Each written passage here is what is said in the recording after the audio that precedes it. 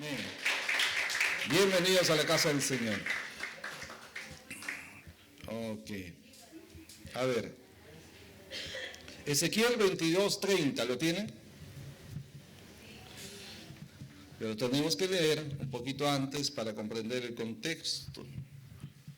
Así que vamos a leerlo nuevamente, del versículo 17.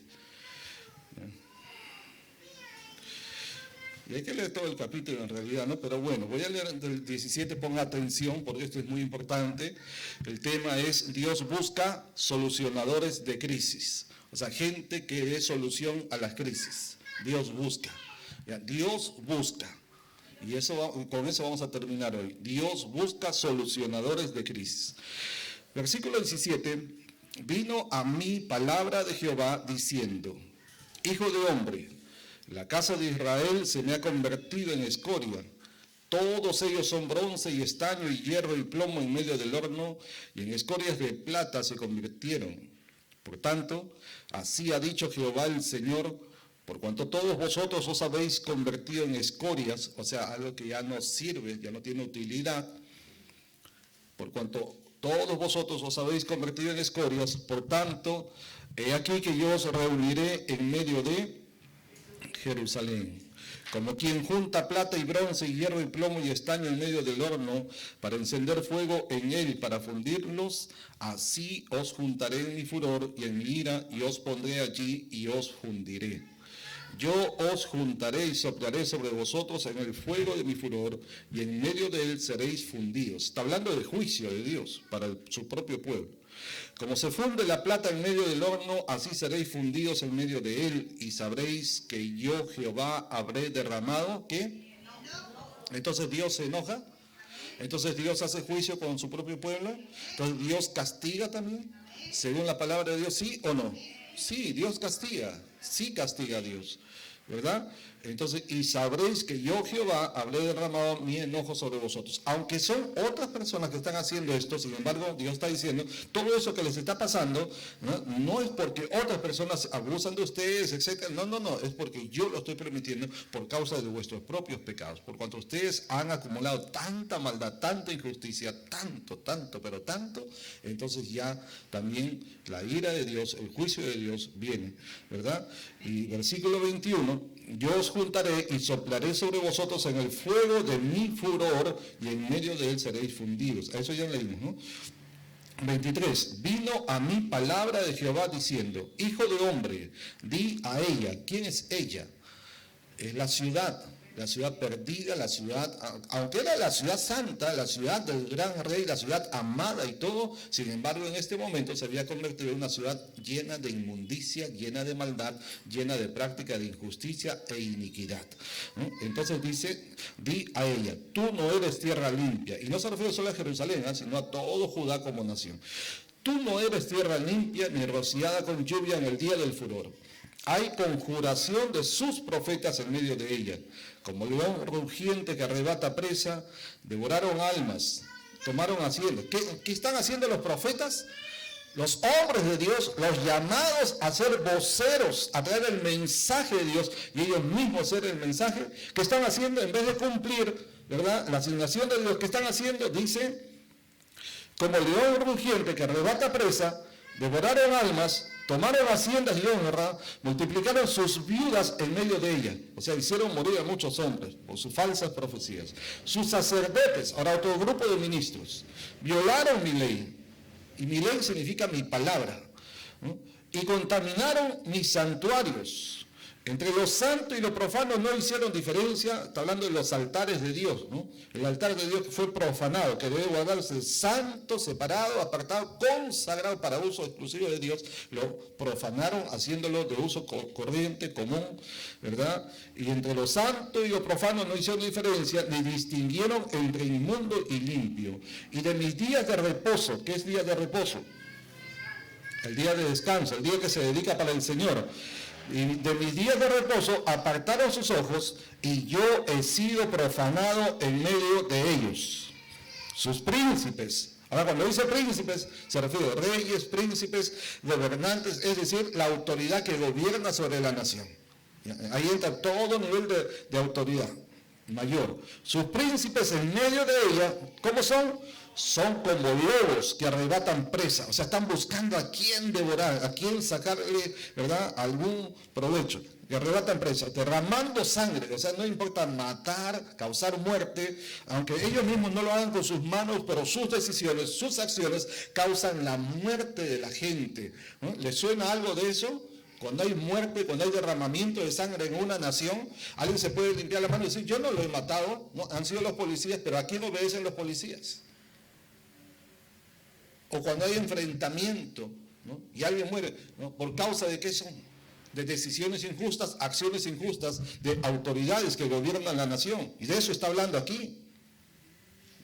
Derramando sangre para destruir las almas, para obtener ganancias injustas. O sea que solo les importa lo que van a meter a su bolsillo, ¿no?, por corrupción, ¿no?, robando el dinero que le pertenece al pueblo, para el pueblo, y hablando en nombre del pueblo, ¿no?, pero solamente están deseando obtener ganancias para sí mismos. Y no les importa derramar sangre y ser como lobos que arrebatan presa. ¿Se comprende, no? Y está hablando de sus príncipes, sus gobernantes. Y luego vuelve a hablar de los profetas. O sea, nadie se escapa aquí, ¿no?, de lo que Dios está diciendo. Y los profetas, ni los sacerdotes, ni los gobernantes, dice, versículo 28, y sus profetas recubrían con lodo suelto, profetizándoles vanidad y adivinándoles mentira. ¿Qué están haciendo los profetas?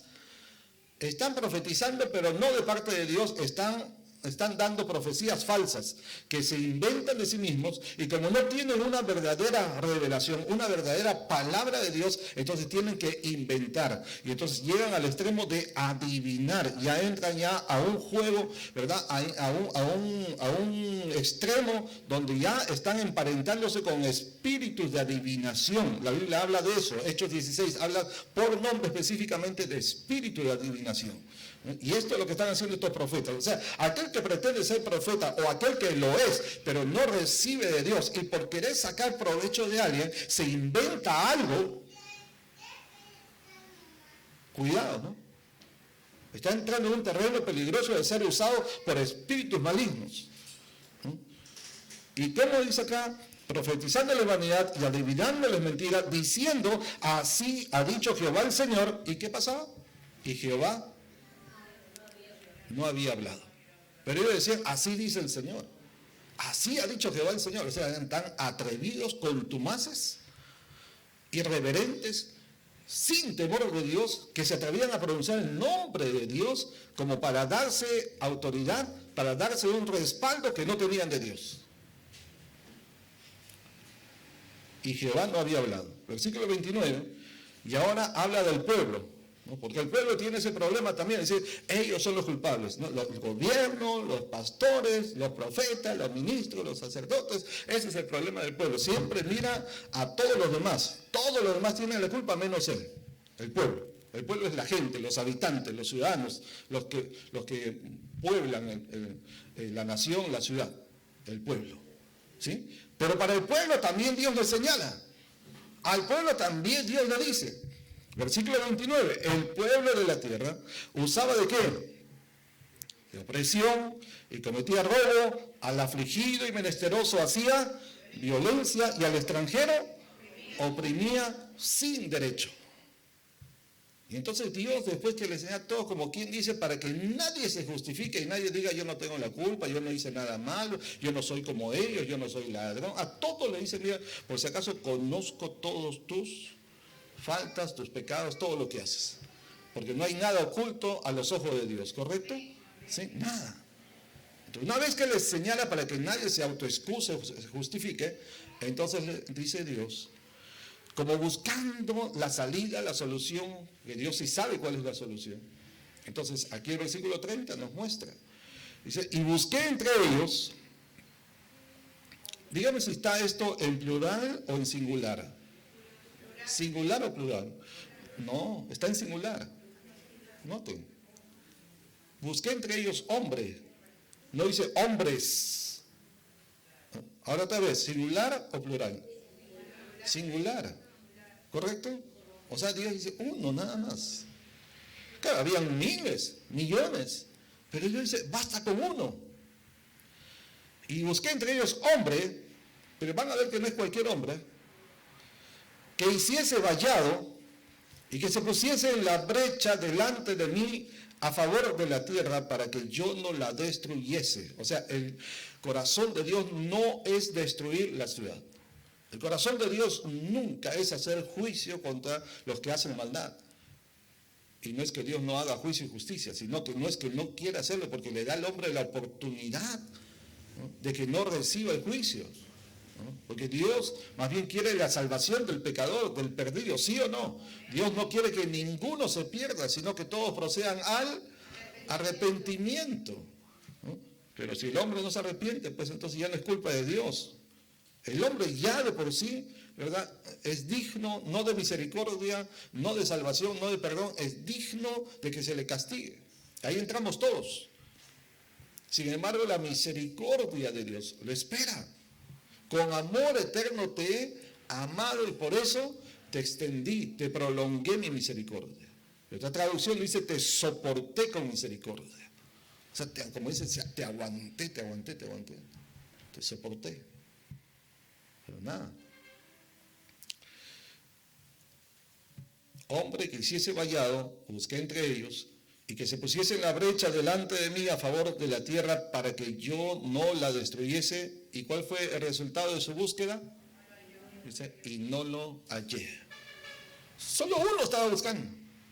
Solo uno. Delante de Dios era suficiente uno. Y ese uno, dice Dios, no lo encontró. En toda la nación no había uno que cumpliese el requerimiento de Dios. ¿Por qué? Ahora lo vamos a ver. Entonces la consecuencia, versículo 31, por tanto, derramé sobre ellos, ¿qué cosa? ¿Habla de juicio? Sí, claro, mi ira. Con el ardor de mi ira los consumí. Hice volver el camino de ellos sobre su propia cabeza, dice Jehová el Señor. Déjenme leer otra versión, solamente el versículo 30, es la versión, la palabra, así se llama, Biblia, la palabra, versión hispanoamericana, dice así: busqué a alguien que pudiera reconstruir la muralla de justicia que resguarda al país. Busqué a alguien que se pusiera en la brecha de la muralla para que yo no tuviera que destruirlos, pero no encontré a nadie. No es que no había gente, pero entre toda la gente no encontró uno que cumpliera con los requisitos de Dios. Qué triste, ¿no? Y no lo buscó en el mundo gentil, lo buscó dentro del mismo pueblo de Dios. Eso es lo más triste. Oremos, hermanos, oremos un momento. Señor amado, esta es tu palabra. Y si tú no nos das entendimiento, Señor, no la aprovecharemos. Por eso oramos, abre nuestros ojos para ver, para entender, para comprender, para discernir lo que a través de ella tú nos revelas y quieres hablarnos para este tiempo actual. Señor, sabemos que tu palabra nos enseña que de tal manera amaste al mundo, y en ese mundo está gente de diferentes naciones, pueblos, razas y lenguas, y estamos ahí nosotros. Señor, tú no quieres la destrucción de nuestra nación.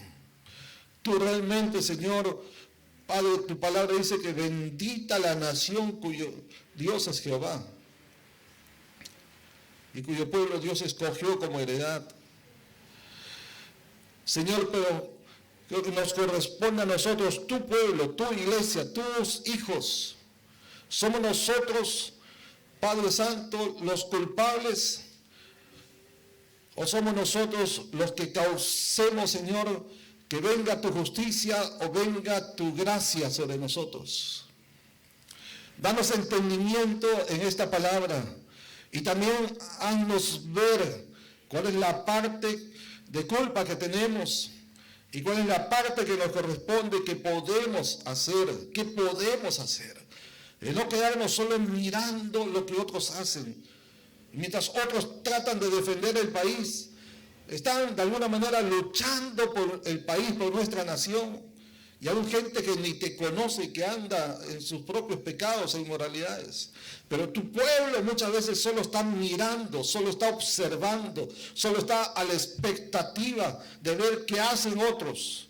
Cuando está en nuestras manos, Señor, cuando has puesto en nosotros la autoridad, cuando nos has dado a nosotros el poder, porque tu palabra dice, toda autoridad me ha sido dada en los cielos y en la tierra, y esa autoridad tú la entregaste a tu iglesia. Y por eso somos los primeros responsables por lo que acontece en nuestra nación. Ayúdanos, Señor, y háblanos por esta palabra. Te lo pedimos en el nombre de Jesús. Digan conmigo, amén. Amén. Amén. O sea, yo decía, cuando comenzamos este tema, Dios busca solucionadores de crisis, que cuando las cosas se ponen mal en un país, la tendencia natural es mirar para un costado, para otro lado, para atrás, para arriba, para todos lados, buscando, ¿verdad?, quiénes tienen la culpa, ¿no? Un escritor famoso que ganó el premio Nobel, aquí un peruano, que no vive en el Perú, y escribió un libro, ¿no?, en el cual narra una historia, y entre esa historia hace una pregunta. ¿Cuándo, voy a usar esta palabra porque él usa una palabra un poco no apropiada, ¿no?, pero cuándo se malogró el país, vamos a decir? ¿Cuándo se echó a perder el país? Y nosotros deberíamos preguntarnos también, ¿no?, ¿cuándo? ¿De qué manera? Y la gente política, la gente de economía, la gente así de diferentes ramas, buscan, ¿verdad?, ¿cuál es la causa? Y hacen sus análisis. Todo el mundo tiene su propio análisis. Los izquierdistas también tienen su propio análisis. Los derechistas también tienen su propio análisis, y así. ¿Y nosotros, cuál es nuestro análisis? Porque muchas veces el cristiano que no conoce, que no entiende, que no indaga, se va a encontrar repitiendo lo que dicen otros analistas. Lo que dijo el economista tal, dijo el político tal, dijo de este partido tal, y se encuentra repitiendo, y eso mismo va de boca en boca, otro cristiano, otra cristiana, otra persona, y comienza a repetir, y llegan a pensar que eso es cierto, porque lo dijo alguien que es muy conocido, que tiene cierto reconocimiento, autoridad, etc. Entonces comienzan a repetir lo que dicen, ¿no? Y como tanto se habla, tanto se repite, tanto se dice, entonces llegan a creer que esa es la verdad. Pero la verdad, ¿quién la tiene? ¿Y quién es la verdad? Y la verdad, Jesús dijo, Juan 17:17, tu palabra es verdad. Esta es la verdad.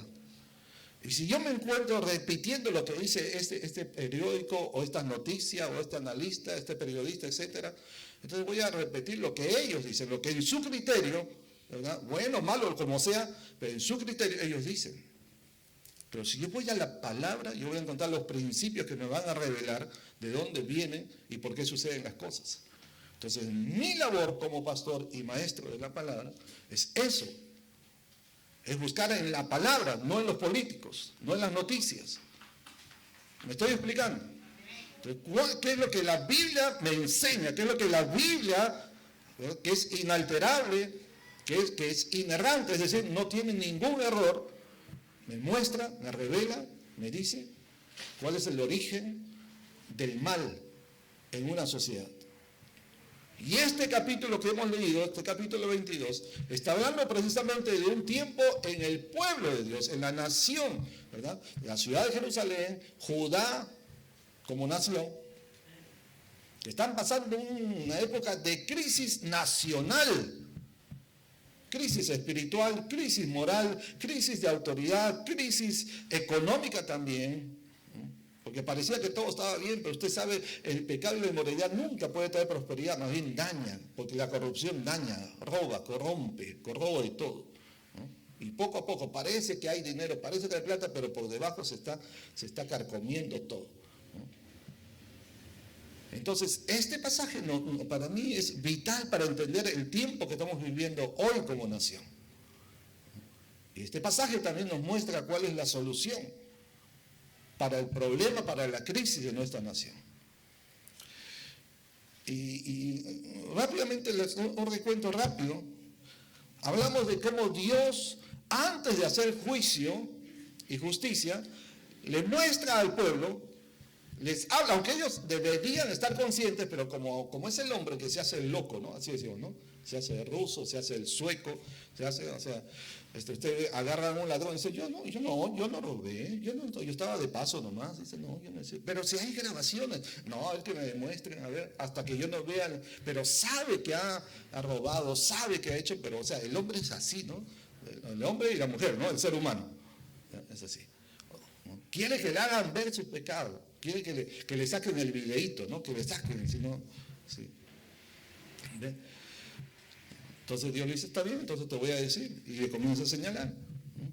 Del versículo 12 en adelante hasta el 12 le dice, miren, todos estos pecados han cometido ustedes: homicidios, hacer ídolos, adorar ídolos, despreciar a su padre y su madre, oprimen a los extranjeros, despojan a los huérfanos y viudas, deshonran el santuario de Dios, profanan el día de reposo, calumnian, mienten para destruir al prójimo, comen sobre los montes en adoración idólatra, y ahí sigue, ¿no? Cometen perversidades, adulterio, impureza, etcétera, reciben dinero para matar.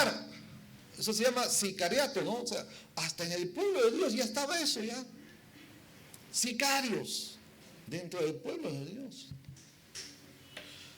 Interés y usura, estafa al prójimo, y por último se olvidaron de su Dios. Claro, con todo esto, por supuesto, ¿no? Se olvidaron de Dios. Y no es que estaba presente en su mente, que no estaba presente. No. Sí sabían, seguían hablando de Dios, seguían yendo todavía al templo, seguían presentando ofrendas como si nada, ¿no? Sino que simplemente se olvidaron de Dios. Significa, se olvidaron de practicar el temor de Dios, de andar en justicia, en rectitud. Oh hombre, Dios te ha declarado lo que pide Dios de ti: solamente hacer justicia, amar misericordia y ser humilde ante tu Dios. De eso se olvidó el pueblo de Dios. Que alguien puede decir, es que yo voy al templo todos los domingos, me conecto también virtualmente, hasta estoy estudiando la Biblia y todo. Sí, pero estás viviendo lo que estudias, estás viviendo lo que crees, estás practicando lo que recibes. Como una hermana que estaba en un culto y ella era nueva y ella era empresaria, y entonces el pastor estaba hablando acerca del prevaricato, y ella estaba diciendo, el pastor estaba diciendo en su mensaje que eso es pecado ante los ojos de Dios, y entonces la hermana no entendía mucho prevaricato. ¿Qué será prevaricato, no? Como estarán algunos de ustedes también, ¿qué es prevaricato? Y la hermana le va a preguntar al pastor al término del culto, dice: pastor, ¿qué es prevaricato? Porque usted ha dicho que eso es pecado, yo quiero saber si yo estoy cometiéndolo o no, ¿verdad? Y entonces el pastor le explica, dice: prevaricato es sencillamente el soborno, cuando se paga por algo que no se debe pagar, ¿no? Para que hagan algo que un funcionario, una persona debe hacer porque es su trabajo hacerlo, y usted no tiene que corromperlo para que le favorezcan o para que hagan algo por usted. Ese es el prevaricato. Soborno, si decimos soborno, en otros países dicen la mordida, ¿no? Se entiende mejor. Y la hermana dijo: uy, pastor, entonces yo estoy pecando, dijo, porque yo hago eso, pero yo no sabía que eso era pecado. Que yo, para conseguir un contrato, voy a una municipalidad y entonces le digo: bueno, ya a mí me cobran el diezmo. Hasta en la municipalidad han sacado eso de sinvergüenza, ¿no? Han puesto hasta nombre bíblico, le han puesto el diezmo. ¿Qué es el diezmo? Que de toda licitación, de todo contrato, tienen que darle el 10% para corromper a los funcionarios, hasta el alcalde, todo, ¿no? Para que aprueben eso. Y ahora dijo: pastor, pero ahora que sé que eso es pecado, no lo voy a volver a hacer. Porque yo, si quiero servir al Señor de corazón, yo temo al Señor, ¿no? Y se decidió, dijo: bueno, aunque no me den contrato, no importa, prefiero vivir en el temor de Dios.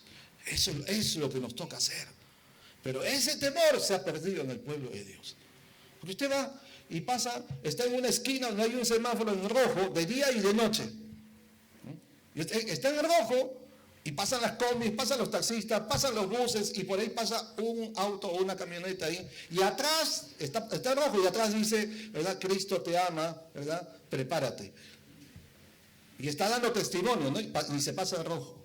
O sea, uno dice que Cristo te ama, o sea, hay el pececito, eso dice: ah, ya, este es cristiano. Es cristiano, pero está transgrediendo la ley. ¿Aló? Entonces Dios le dice, pues, para que sepan que Dios es justo. Miren, todo esto han cometido ustedes. Y por lo tanto, por eso viene el juicio. Además, le señala, ¿verdad?, los 4 grupos de ministros, o sea, los 4 grupos de gente que van a recibir el juicio de Dios por causa de sus pecados. ¿Cuáles son? Los profetas, los sacerdotes, ¿verdad?, los príncipes, que son los gobernantes, autoridades, reyes, hoy en día sería presidente, ¿no?, los ministros de Estado, etcétera, ¿verdad?, y el pueblo. Y de eso hemos hablado ya la semana pasada. Y todavía un poquito más adelante señala 20 pecados más. Ya eso ya nos tomaría más tiempo.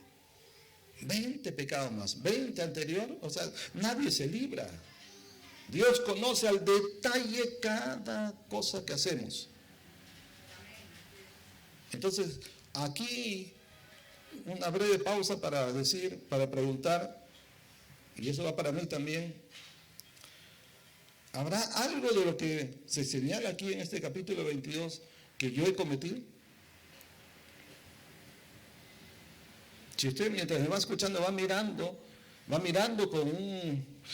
no solamente con la vista natural, sino con una vista espiritual, con un corazón temeroso para decir, Señor, sí, yo profané tu día de reposo, o yo obtuve ganancia injusta, con una hermana en un mercado, no de esta iglesia, pero en otro lugar, vendía pollos en el mercado, y justo estábamos hablando, y no sé cómo llegamos a Proverbios 11, donde habla de balanza justa, peso justo, ¿no? Y si no es abominación a Jehová.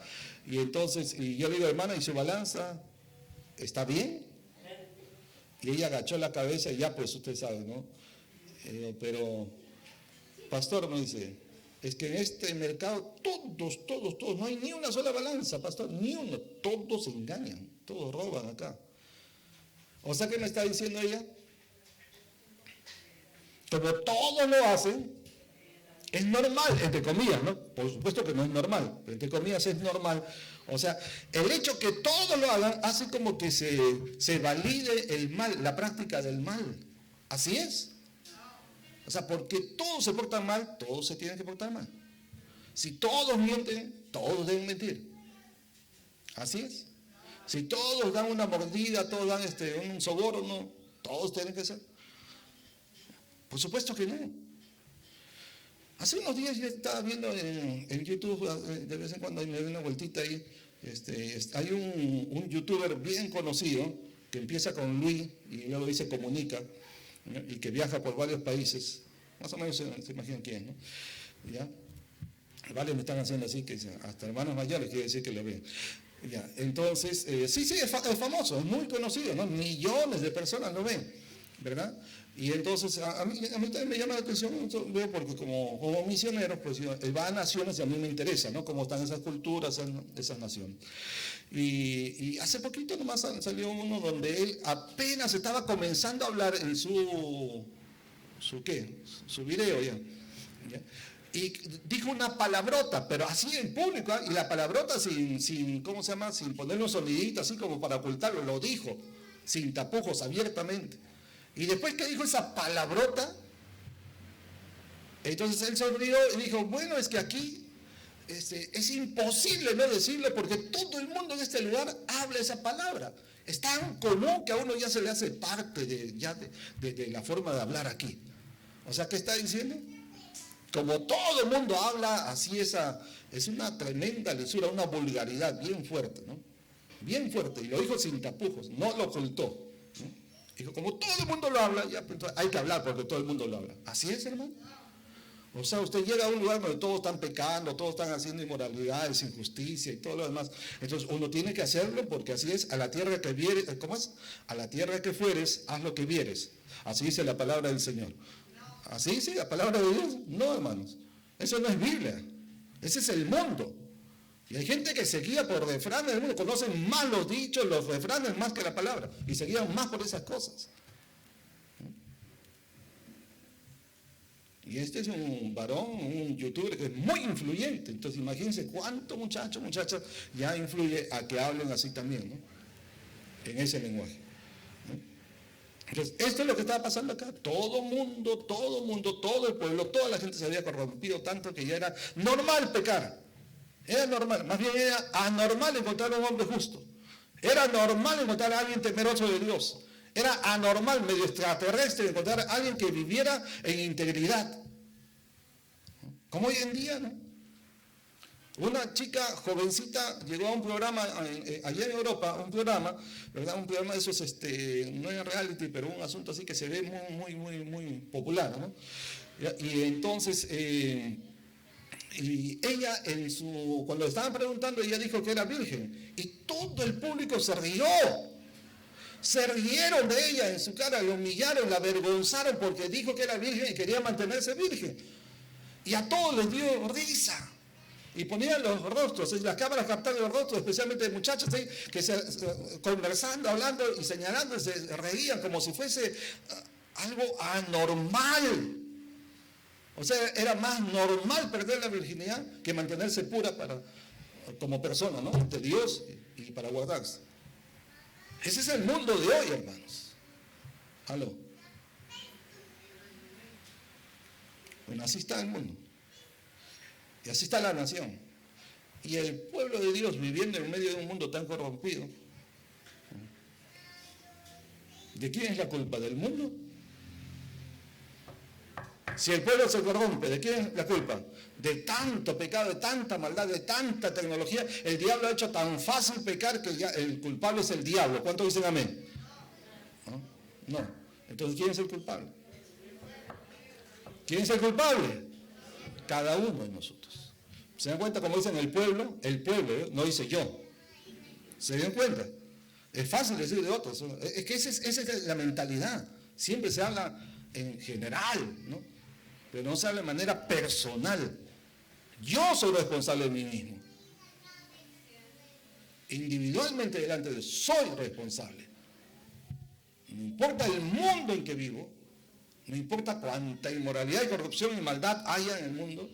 Hace poquito yo puse un post ahí que encontré bien bonito que dice, ¿cómo decía ahí? Habla de que Adán pecó en medio de un paraíso.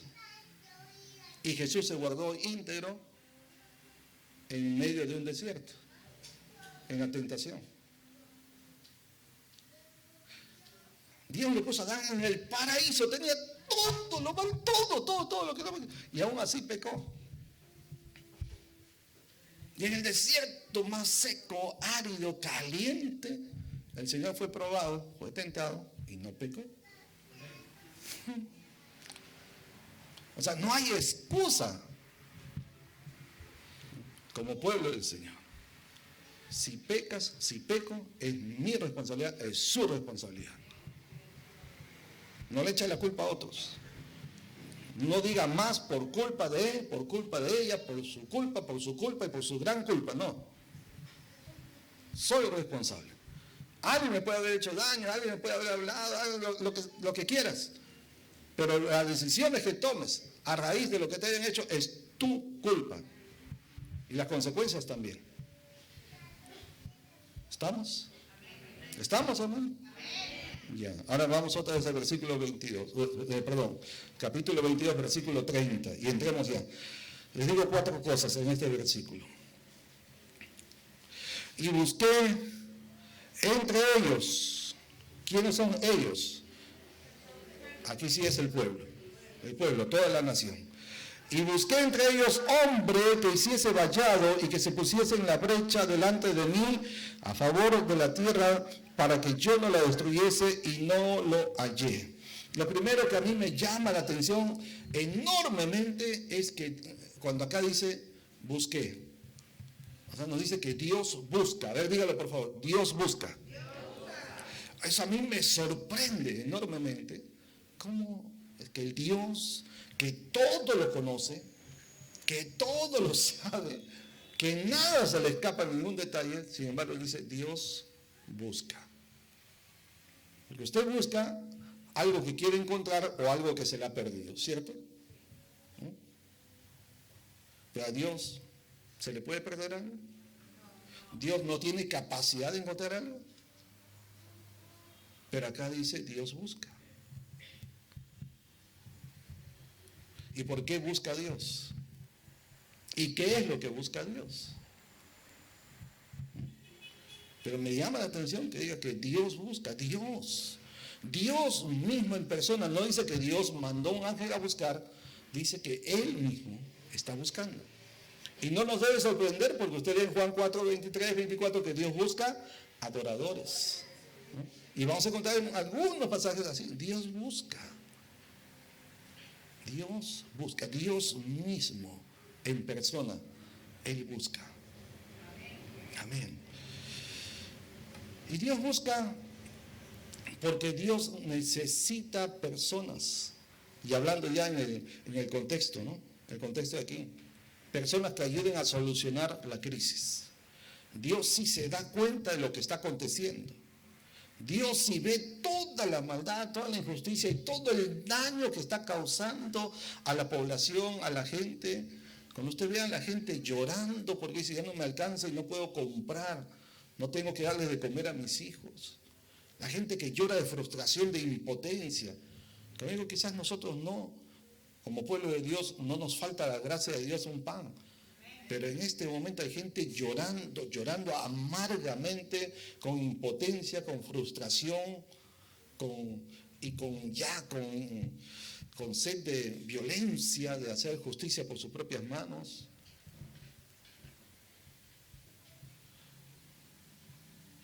Y por eso Dios busca, porque necesita personas. Y miren lo que estoy diciendo, Dios necesita. ¿Saben por qué? Porque Dios en su perfecta, soberana voluntad y sabiduría, Él ha establecido que las cosas que Él hace, lo hace a través de personas. ¿Sí? Él mismo lo puede hacer, claro, pero Dios ha establecido hacerlo a través de personas en este mundo. Y por eso Dios levanta a un José en un momento de crisis, no solamente en Egipto, sino mundial, porque había una hambruna en todas las naciones de ese tiempo, a su alrededor, ¿se acuerdan, verdad? Y Dios levanta a José para dar solución a esa crisis. Dios levanta a un Moisés cuando el pueblo estaba en esclavitud. ¿Eso es crisis o no, hermanos? Y Dios levanta a Moisés para sacar a su pueblo, para darles libertad de la esclavitud. Dios levanta a Elías cuando la nación se había sumergido en la idolatría terriblemente. Estaban sus ojos velados. Y Dios levanta a un Elías para purificar la nación. Y así usted va a encontrar, Dios levanta uno y otro y otro y otro. Y hoy en día, en nuestra nación, estará Dios buscando, porque yo sé que hay un pueblo clamando. Aquí la iglesia está orando.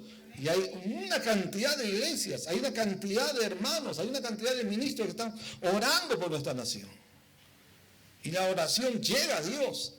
Entonces Dios va a responder. Pero ¿cómo responde Dios? Usa personas. Y por eso en respuesta al clamor a la oración, entonces Dios comienza a buscar, a buscar, a buscar, a buscar. ¿Usted cree que acá en medio de eso no había gente llorando y clamando? Claro que sí. Claro que sí. Y Dios dice, y busqué entre ellos. ¿Y qué buscó? Un hombre. Que puede ser hombre o mujer, no acuérdense, cuando se dice hombre, en el hombre está contenida la mujer también, ¿no? Genéricamente es el ser humano. Busqué una persona, podemos decir. Pero está hablando en singular, ¿verdad? Uno. Para Dios, uno es suficiente. Uno. Dígalo, por favor, uno. Mire, para Dios con uno es suficiente. Pero no es cualquier uno. Porque ¿qué tenía que hacer este uno? Dice, busqué entre ellos hombre, ahí está un hombre, que hiciese vallado y que se pusiese en la brecha delante de mí. La brecha es cuando se habla de un orificio, un hoyo, un hueco, una grieta en una muralla. Aquí está hablando de una muralla, ¿no? ¿Ya? Se abre, entonces que se ponga ahí para que el juicio de Dios no pasara. Que se ponga ahí entre Dios y el pueblo. Ese es un mediador. Una mejor palabra sería un intercesor. O sea, ¿qué está buscando Dios? Un intercesor. Ahora les pregunto, ¿hay o no hay intercesores en el Perú? ¿Había o no había gente que oraba e intercedía en ese pueblo? Claro que había. Y aquí hay cantidad de gente que intercede. Lo hay, hermanos. Lo hay. Aquí en la iglesia hay, en otras iglesias hay muchos intercesores. Entonces, ¿por qué, Dios mío, no cambia la situación. Si hay gente intercediendo, clamando, ayunando, vigilando, orando, con lágrimas, con todo, ¿verdad? Y no cambia la situación. ¿Saben? Porque no está hablando de cualquier intercesor. No está hablando de cualquier intercesor. Y aquí hay un asunto fundamental y esa es la clave de todo.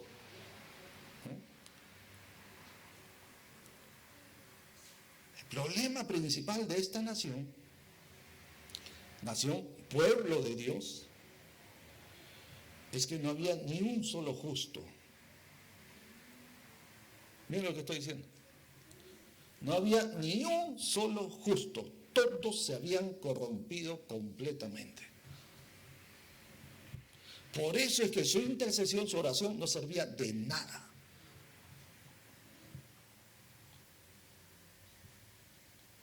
Porque ¿de qué vale ayunar, orar? Como en ese tiempo se vestían de silicio y ceniza. ¿De qué vale? Si seguían en su maldad, seguían en su inmoralidad, seguían en su idolatría, seguían en su desobediencia, seguían en su injusticia. ¿Me estoy explicando?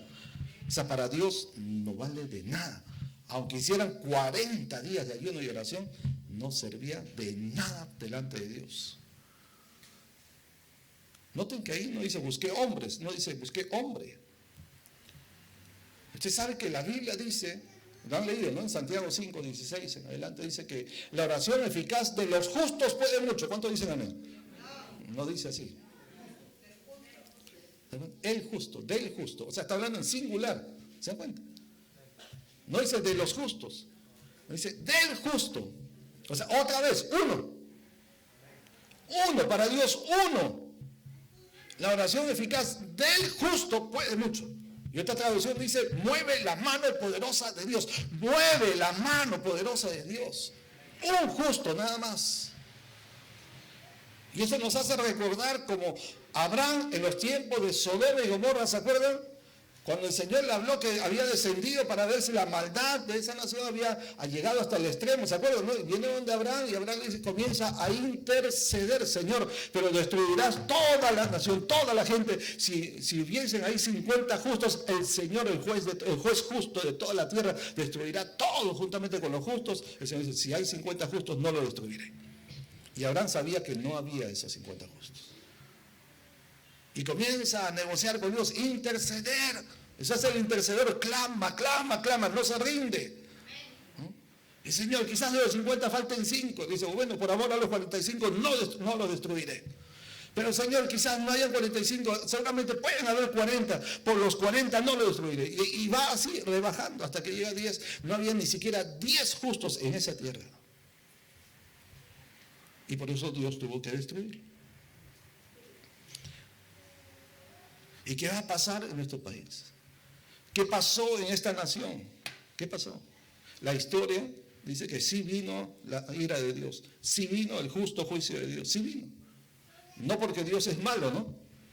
Sino por el mismo pecado del pueblo, del pueblo. Y este es el error que nosotros tenemos que observar, que han cometido muchas veces Judá y Israel. ¿Cuál fue? De creer que como eran el pueblo de Dios, el pueblo amado de Dios, Dios nunca los iba a castigar. Que Dios jamás iba a traer juicio sobre ellos.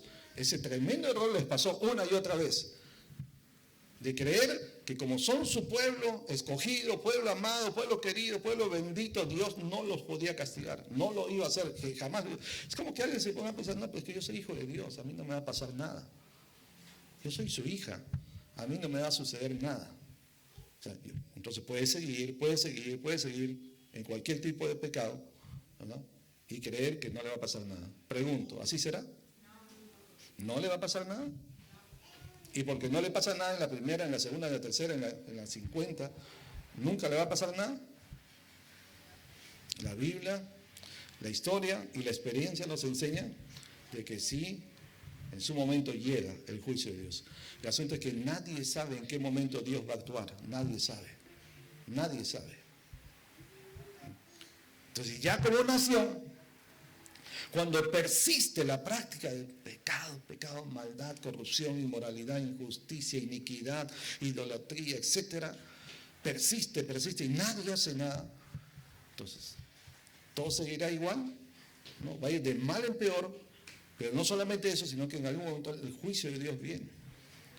Y el juicio de Dios no siempre significa que cae una tormenta, cae un ciclón, cae un rayo, ¿verdad? Se abre la tierra en dos, un terremotazo. Mucha gente está pensando en el juicio de Dios solamente en esas cosas, ¿no? Que se sale el mar. No. Juicio de Dios también es cuando nos tocan este tipo de autoridades que tenemos. Eso también es juicio de Dios. Y por eso es que tanto pueblo orando y no pasa nada y no cambia nada. Porque están siendo instrumentos de juicio para el mismo pueblo que no se arrepiente, que no cambia. ¿Me explico? O sea, el problema de Judá no es que no habían intercesores, sino que los intercesores no eran justos, no estaban limpios, no estaban consagrados. Y no se reconocían a sí mismos su propio pecado. Y ese puede ser el problema que tenemos como iglesia en esta nación.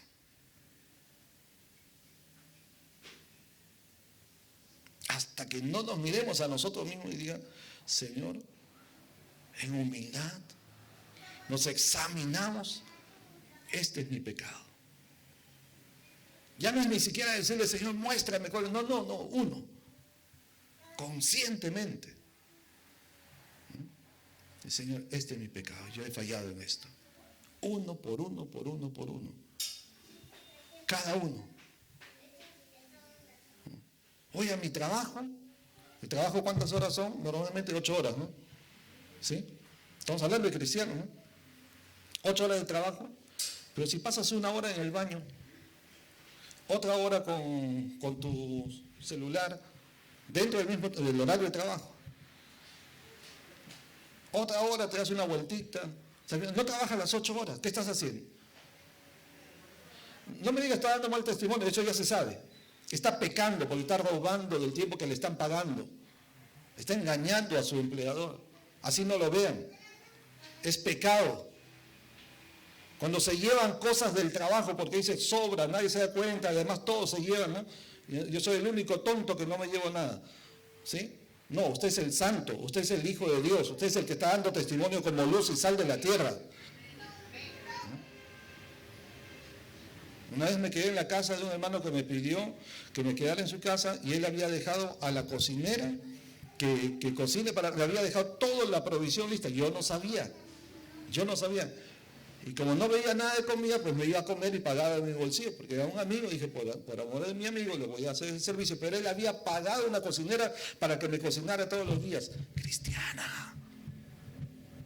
¿Y qué hacía ella? Se llevaba la carne, los víveres, todo se lo llevaba a su casa todos los días. Solamente venía, limpiaba y no hacía nada. O sea, como decir, marcaba tarjeta nomás, pero se llevaba todo. Y yo sacando de mi bolsillo para pagar, y cuando me voy a contar después me dice, pero ¿y qué tal estuvo todo? ¿Te prepararon bien? ¿Todo estaba rico? ¿Cómo? Sí, yo dejé bastante carne y dejé todo lo que yo sé lo que te gusta. Digo. Y salió a la luz todo, ¿no? Y yo pasando hambre y comiendo menú nada más. Pero una Cristina que estaba ahí, yo no sé. Ya ese es pecado. Y así, hasta cosas mínimas, tenga temor de Dios, porque eso envilece la nación. La injusticia, la maldad, el pecado, envilece nuestra nación. Hasta lo que hacemos en nuestro hogar, entre esposos, entre hermanos, entre familias, entre hermanos cristianos en la iglesia también, ¿no? Entonces, miremos, ¿de qué debo arrepentirme? ¿De qué debo arrepentir? Quiere decir, no solo reconocer mi pecado, no solo confesar el pecado, sino renunciar a eso, ¿verdad? Y cambiar de actitud. ¿Aló? ¿No? Pues yo pido perdón y sigo lo mismo, entonces estoy jugando, ¿no? De nada vale. Y entonces acá, uno, Dios busca; dos, Dios necesita personas que ayuden a solucionar crisis; tres, la salida a la crisis es la intercesión, definitivamente. El problema es que no es que no falte intercesores, el problema es que los intercesores quizás no están limpios, no están santificados, no están puros, no están consagrados, han perdido el temor de Dios, se han vuelto injustos. Y por eso Dios dice acá, lo busqué. Y Dios tiene buena vista, ¿no? Y buscó uno por uno, y dijo, no hallé ni uno. Esta versión dice, busqué a alguien que se pusiera en la brecha de la muralla para que yo no tuviera que destruirlos, pero no encontré a nadie. A nadie.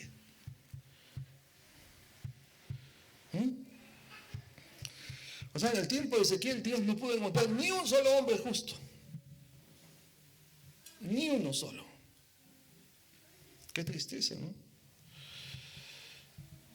Ahora la pregunta es, si yo preguntara cuántos tuvieron una conferencia, un tiempo ahí con gente que quiere orar, y le digo, ¿cuántos ustedes están listos para ponerse a la brecha y clamarle al Señor? Un montón de gente va a decir amén. Pero yo preguntaría más bien, ¿cuántos aquí hoy, y los que nos ven también, no solo están dispuestos a clamar, interceder por nuestra nación, sino cuántos justos habrá? ¿Habrá algún justo en medio de nosotros? ¿O todos tendríamos que agachar la cabeza delante de Dios? No solo Dios sabe, nosotros, cada uno de nosotros también sabemos. Cada uno de nosotros. Claro, no podemos juzgar la vida de nadie, por supuesto. ¿No? Pero cada uno de nosotros, ¿cómo estoy? ¿Estoy respetando, estoy obedeciendo todos los mandatos de Dios? ¿Estoy fallando en algo? Entonces, ¿hay algo que debo arrepentirme? Mire.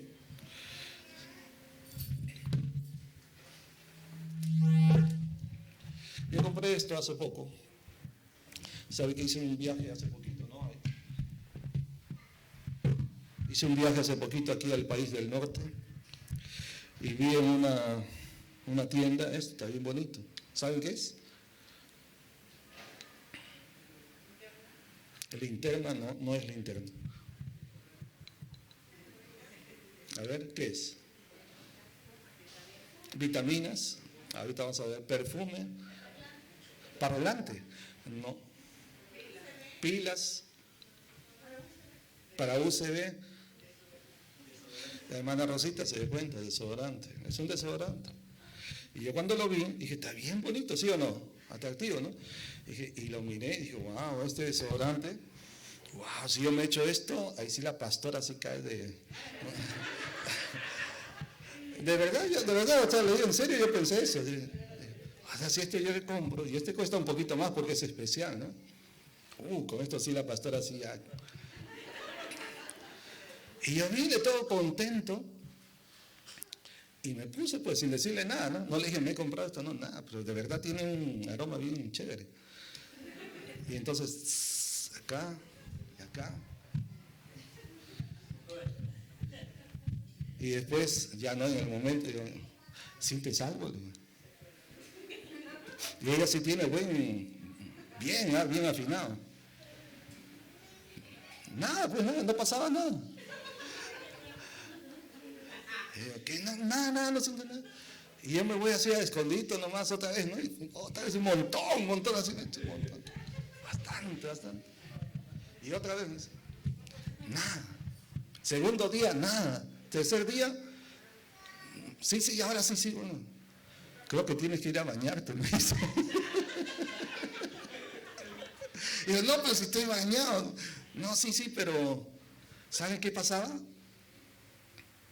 No es que no sirve, yo también ya estaba dudando por gusto, he pagado, me han estafado, decían, en pleno, esos gringos me han engañado, decían. ¿Sabe cuál es el problema? No, sí está bueno, aquí mismo se siente. ¿Saben cuál era el problema?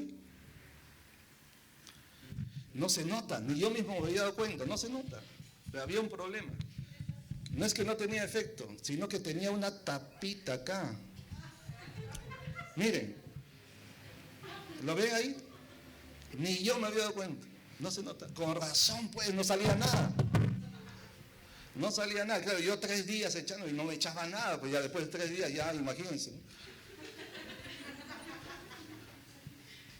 Entonces, no es que no servía. No, que faltaba quitarle algo para que tenga su utilidad. A ver cuántos comprendieron a ver la analogía. Yo sé que aquí, en esta iglesia y en el Perú, tenemos buenos intercesores. Tenemos gente que de verdad sabe interceder, sabe clamar. Pero les falta quitar algo nomás para que funcione. Hay que quitarle eso para que tenga efecto. Sí hay gente que sabe clamar, sabe orar, sabe llorar delante de Dios, pero hay que quitar. ¿Se comprende, verdad? Hay que quitar la tapita. Esa tapita de repente alguna pequeña cosita. De repente algo que consideran no es tan importante. No, sí es importante. Sí es importante, porque un poquito de levadura leuda toda la masa. Y esa es la solución. El problema no era que nos falten intercesores. El problema es que los intercesores tienen que limpiarse. Tienen que quitar la tapa para que funcione. Y ahí entramos todos. Así como el pueblo dijo, todos, príncipes, profetas, sacerdotes, el pueblo, todos, hicieron esto. Entonces ahí me examino, a ver, ¿qué hice yo? ¿O qué estoy haciendo? ¿O qué todavía me falta limpiar? ¿Qué tapa tengo que quitar? A ver, porque yo sé orar, pero de repente mi oración no está haciendo efecto. Por eso, porque hay que quitar la tapa. ¿Me explico, hermanos? En unos pocos días se va a discutir esta moción aquí en el Perú. Muy importante y tiene que ver con la autoridad mayor, con el presidente. No es vacancia, es otro tema. Pero que por ese medio podría salir. Y los que están pensando que entonces ahí en el Congreso está la salida, o etcétera, o como dijo una señora, ¿no? Ahí creo que del mismo pueblo, nosotros te pusimos y nosotros te vamos a sacar, ya vas a ver, llorando de impotencia, dijo. Entonces dice, no, tiene que levantarse el pueblo, si no, no lo van a sacar. La solución no está ahí. La solución está en nosotros, en la iglesia. Es en nosotros. Primero nosotros nos ponemos a cuentas con Dios. Nosotros volvemos a ser los justos, no solo de nombre, sino de práctica, de vivencia. Entonces nuestro clamor va a tener efecto. Entonces es cuando la oración eficaz del justo. Ahí es donde podrá hacer mucho. Y ahí entonces Dios moverá. Si levanta a la gente, si lo hace en el Congreso, si o si llega hasta el final, eso yo no lo sé. O sale antes, o lo que pase. Al que parecía que nunca iba a salir, algo le pasó y se murió. Estoy hablando en otro lado, ¿no? En otro país. ¿Me explico? O sea, Dios tiene sus formas. Entonces no pongan su confianza en la gente, vamos a volver los ojos a Dios. Voy a terminar con este texto que es bien conocido, pero que de tanto leerlo a veces se pierde el sentido, ¿no? Del texto. Miren, no lo busquen, pero ustedes saben. Y si mi pueblo, el pueblo que lleva mi nombre, se humilla, ora, me busca y deja su mala conducta, yo lo escucharé desde el cielo, perdonaré sus pecados y devolveré la prosperidad a su país. Amén. Dios dice que va a hacer 3 cosas, pero antes de hacer esas 3 cosas, Él dice que el pueblo primero tiene que hacer 4 cosas. ¿Cuáles son las 4 cosas que Dios demanda al pueblo para que Él devuelva la prosperidad y todo lo demás?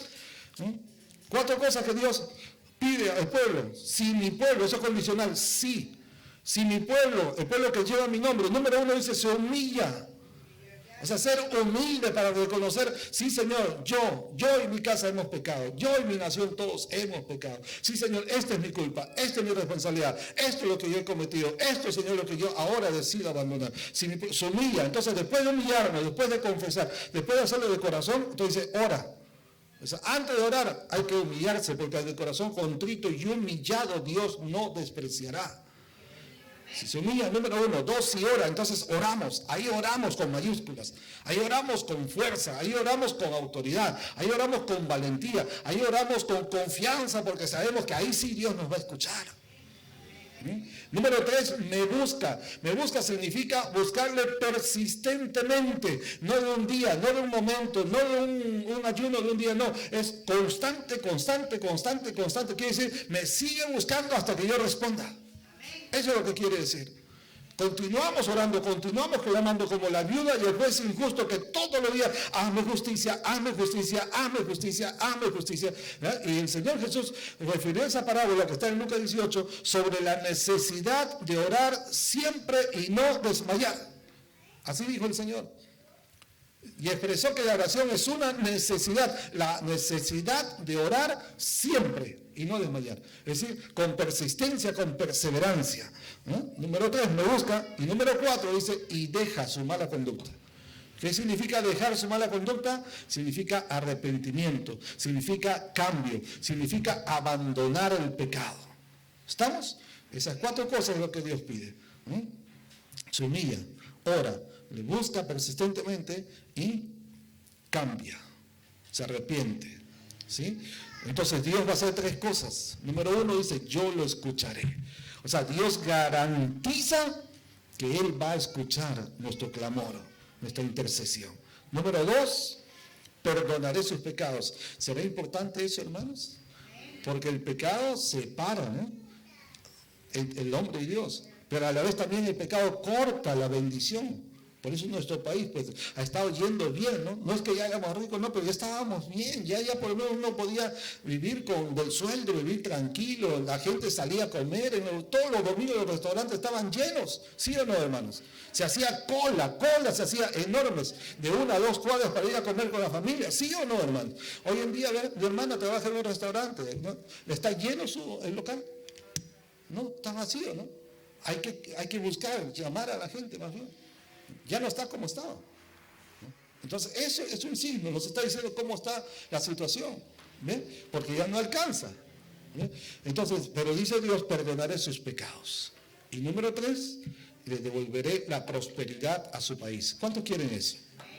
Yo también. Entonces, ¿qué nos toca hacer, hermanos? ¿Cuál es nuestra parte? Eso es.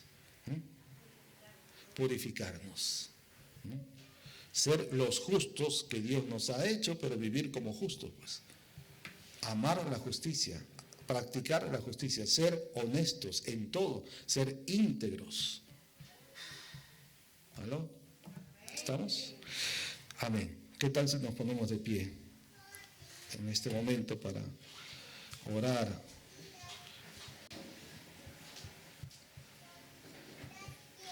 Pónganse de pie, por favor.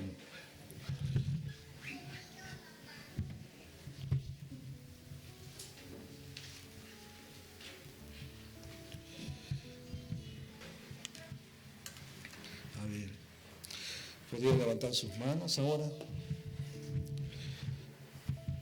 Y vamos a presentarnos delante de Dios. Yo sí creo que en nuestro país sí hay solución. Yo sí creo. Yo sí creo que Dios sí va a intervenir. Yo sí creo que en nuestro país sí hay justos, hermano. Yo sí creo en eso. Sí hay mucha inmoralidad, mucha corrupción, hasta el mismo pueblo se ha contaminado, han profanado lo santo y todo, pero no, todavía hay justos. Y creo que en cada iglesia Dios está buscando siquiera uno, en cada iglesia. Porque ellos son los que van a interceder, los que van a clamar, los que van a hacer que cambie esta historia, esta crisis en el país. Y yo quisiera que ese justo sea usted, sea yo, seamos nosotros. Dispóngase, yo seré ese justo para ti, Señor. Dígaselo. Yo seré esa justa, ese justo que tú estás buscando en este lugar. Padre, gracias por la palabra que recibimos hoy. Gracias, Señor, por darnos el entendimiento de comprender que la situación de nuestro país y los problemas que vienen en cada nación, Señor, en realidad comienzan por causa de tu iglesia, que se descuida, que pierde el temor, que profana lo sagrado y que comete una serie de injusticias y pecados, Señor. Pero también tu palabra nos hace ver que así como la crisis comienza en la iglesia, en el reino espiritual, también la solución a la crisis está en tu iglesia, Señor. No está en el mundo, no está en los políticos, no está en otra gente, cualquiera que sea. La solución está en nosotros, Señor. En nosotros, porque tú dijiste, busqué entre ellos y ellos eran tu pueblo. Y tú buscas en tu pueblo. Tú no estás buscando un buen político. Tú no estás buscando un buen disertador, un buen orador. Tú no estás buscando un buen dirigente, Señor. Tú estás buscando en tu pueblo uno que se humille delante de ti. Uno que sea justo, íntegro delante de ti. Tú estás buscando en tu pueblo, en medio de tu pueblo, una que se disponga delante de ti a examinarnos, a mirarnos cómo estamos, Señor, a santificarnos, a volver al temor reverente de Dios, a volver al camino de la justicia, de la paz, de la integridad, Señor. Tú estás buscando uno, Señor. Señor, que en esta iglesia te puedas hallar no solo uno, sino 2, 3, 10, todos. Que en nuestra nación levantes de cada iglesia uno más, para clamar, pero un clamor justo, un clamor reverente, un clamor con limpieza de manos y limpieza de corazón, Señor. Oh Señor, perdona nuestra iniquidad. Perdónanos, Señor, nos humillamos delante de ti, reconociendo que sí, también nosotros hemos pecado, también yo he pecado, también yo he descuidado mi temor de Dios, también yo he descuidado mi vida de oración, también yo he descuidado mi tiempo diario contigo, también yo, Señor, me he quedado solamente expectante, observador, mirando como alguien, otros, Señor, están tratando de solucionar esta crisis. También yo, Señor, me volví insensible, indiferente, creyendo, Señor, que quizás no es importante lo que yo puedo hacer. Sin embargo, tu palabra nos muestra que solo necesitas uno. Y ese uno, Señor, quiero ser yo. Toma mi vida, Señor. Y toma aquí en este lugar a todo aquel que se humilla y ora y busca tu rostro y toma la decisión de cambio, de arrepentimiento. Toma, Señor. Y levanta, Padre Santo, en cada iglesia, en cada ciudad, en cada región de nuestro país. Levanta torres de oración. Levanta justos que clamen, que intercedan. Porque es la oración eficaz del justo, de la justa, lo que puede mucho, Señor. Tú, Señor, que estás buscando uno que se ponga, Señor, en la brecha, que haga vallado a favor de nuestra tierra para que no sea destruida. No permitas más, Señor, que aquellos que han entrado, Señor, como lobos que buscan presa, que no les importa derramar sangre, Señor, buscando su propio bienestar. No permitas más, Señor, este mal en nuestra nación. Perdona mi pecado, perdona nuestro pecado, perdona el pecado de tu iglesia, Señor.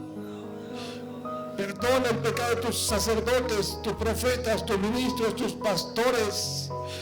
Todos, Señor, todos somos responsables delante de ti. Perdónanos, Señor. Y por favor, Dios mío, levanta a tus hijos a clamar, a interceder y a buscarte, Señor, con perseverancia, a buscarte continuamente, a buscarte con hambre, con insistencia, a buscarte como Jacob, Señor, que dijo, no me muevo hasta que tú me bendigas, Señor. Levanta gente de oración, pero con una vida justa y recta, Señor, para que el clamor de tu pueblo sea oído y tú respondas, Señor, y vuelvas a traer prosperidad a nuestra nación y sanes nuestra tierra, Señor. Gracias, Señor. Gracias, Padre eterno. Permite que esta palabra, Señor, tenga efecto. Mueva nuestras vidas, Señor, para hacer lo que tú nos demandas, Padre Santo, gracias, amado Dios. Gracias, Espíritu de Dios. Aviva tu palabra en cada corazón, Señor. Aviva esta palabra en cada vida. Llévanos a tomar decisiones de cambio, Señor, para ver tu justicia, para ver tu gracia, para ver tu poder, para ver tus maravillas operando a favor de nuestra nación. No importa hasta dónde el mal haya avanzado, Señor, si tú vienes, todo eso se puede disipar, Señor, porque donde tú estás, Señor, viene tu reino de justicia, tu reino de paz, de shalom, tu reino, Señor, de prosperidad, tu reino de bienestar, Señor. No importa hasta dónde el mal, la corrupción haya llegado, Señor, pero clamamos que venga tu reino a nuestra nación, venga tu reino al Perú, venga tu reino a este país, venga tu reino a nuestras vidas, Señor, para que tu voluntad sea hecha y no la voluntad del hombre, Dios mío. Establece tu justicia, establece tu cetro de justicia, tu reino de paz, Señor, y de poder en nuestra nación. Gracias, bendito Dios. Gracias te damos, Señor, en el nombre de Jesús. Amén y amén.